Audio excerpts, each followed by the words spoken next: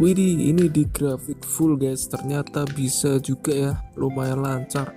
Mantap sekali teman-teman.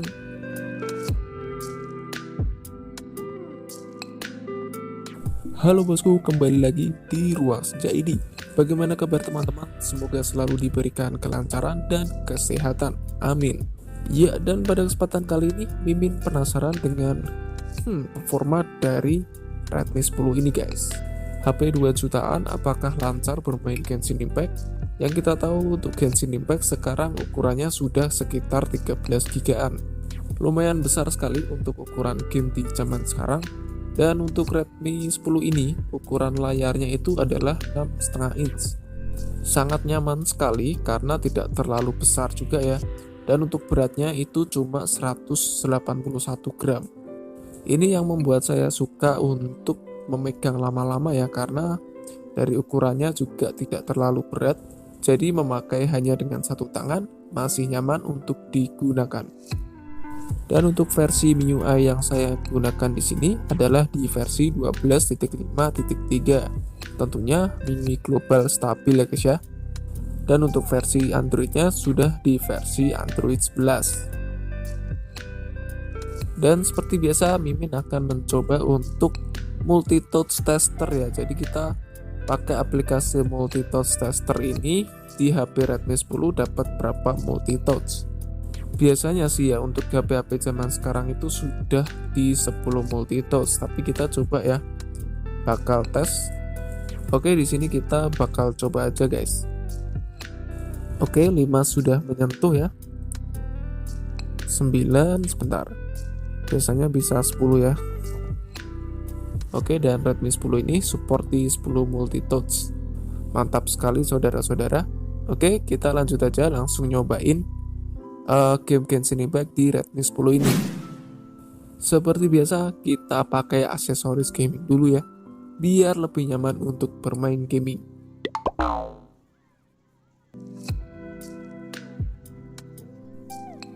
Oke, kita sudah masuk ke dalam gamenya dan kita lihat dulu untuk settingannya guys. Jadi kita klik pengaturan dulu, lalu kita setting di grafisnya. Oke, pertama-tama kita bakal setting dulu ke settingan terendah. Seharusnya ini lancar ya guys ya. Oke, tanpa kita otak-atik ya, biar seperti ini aja.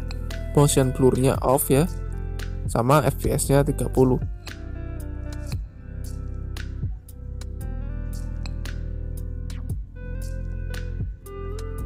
Lumayan lancar guys.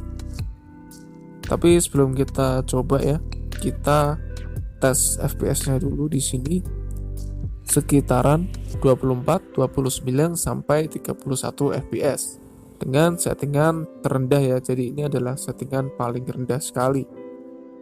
Dan untuk FPS sekitaran segitu menurut saya di sini cukup lancar ya, dan cukup lumayan smooth.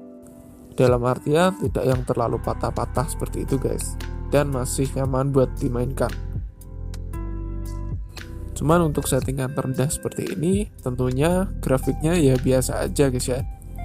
Nanti kita bakal coba untuk settingan medium dan settingan tertinggi ya. Oke, ada sedikit stutter ya, tapi untuk kenyamanan bermain sih masih oke sih. Kita bakal nyari musuh dulu guys. Settingan terendah kita coba untuk war, dan kalian bisa lihat di layar lancar-lancar aja, tidak ada masalah sama sekali. Sepertinya ini di angka 24 sampai 27 fps. Oke, nyaman sekali ya saudara-saudara. Helio G88 ini kalau buat settingan terendah masih oke ya. Tapi gimana kalau kita coba setting di settingan medium? Oke, langsung aja choose guys. Kita ubah dulu untuk grafiknya. Kita mau coba jangan rendah lah, kayaknya rendah masih kuat nih. Coba kita settingan menengah ya. Dan untuk settingan motion blur-nya guys, sebentar saya cari dulu. Settingan motion blur ya, kita off-kan aja ya, biar tidak terlalu berat ya. Oke, dan ini adalah settingan menengah dengan motion blur off ya guys ya, dan di 30 fps. Oke, kalian bisa lihat di layar. Oke, dan ini terlihat sedikit lebih berat ya daripada yang paling rendah tadi. Dan di sini udah mulai terlihat nih guys, adanya sedikit delay jika kita geser-geser ya. Tidak seperti tadi yang masih lancar, dan untuk FPS-nya sekitaran 20 sampai 25 FPS ya. Jadi memang turun naik seperti ini, dan lebih stabil yang di settingan paling rendah tadi. Di settingan menengah ini ya terlihat sekali lebih berat ya, dan kurang nyaman buat dimainkan. Tapi ini menurut saya ya, dan ini memang agak lumayan berat ya. Jika kita geser-geser seperti ini sangat terlihat sekali guys. Ya, ini memang game HD, tapi untuk Helio G88 masih agak kewalahan untuk main Genshin Impact di settingan menengah. Oke, bakal kita siksa lagi di settingan full atau rata kanan guys. Langsung aja kita ganti ya untuk settingannya. Settingan tertinggi langsung loh, mantap sekali ya guys ya. Settingan max ya. Dan sini langsung aja kita close. Kita lihat performanya, apakah Helio G88 ini masih mampu ya guys ya dengan settingan max ya. Kalian bisa lihat di layar. Ya, ini cukup kurang nyaman buat dimainkan. Ya, dropnya bisa sampai di 11 fps loh guys. Maklum ya, karena memang ini adalah HP entry level, tapi bisa memainkan game Genshin Impact aja udah lumayan bagus nih guys. Memang saya paling rekomendasi di settingan terendah, tapi kalau kalian mau coba di settingan tertinggi, maka hasilnya akan seperti ini. Efek-efeknya bagus juga sih, terlihat oke. Cuman untuk ketajaman layar sih biasa aja. Jadi di sini memang tidak terlalu tajam ya untuk hasil dari rendering gamenya ya. Kita coba cari musuh dulu guys. Ya gini, kalau memaksa untuk full rata kanan ya, cuman ini buat sampel aja buat kalian yang mau coba rata kanan. Untuk sampel hasilnya seperti ini guys.